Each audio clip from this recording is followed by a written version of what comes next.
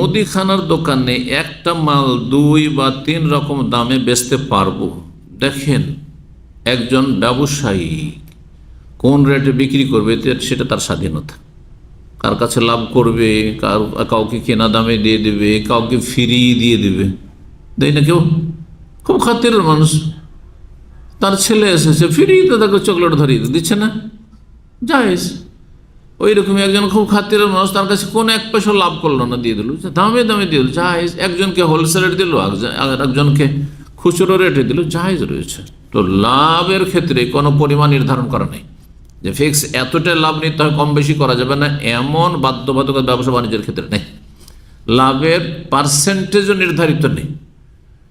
অনেক সময় 10 টাকার মাল, কিছু কিছু ব্যবসা আছে 10 টাকার 10 রিয়ালের সামান কিন্তু 200 রিয়ালে বিক্রি করছে, জায়েজ।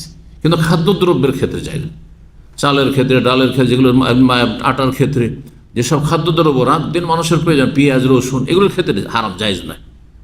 হ্যাঁ, কিন্তু ধরেন চশমা, যারা চশমার ব্যবসা করে তাদেরকে জিজ্ঞাসা করেন, 5 টাকা 10 টাকার চশমা 200-300 রিয়ালও বিক্রি করে, এত লাভের মানুষ।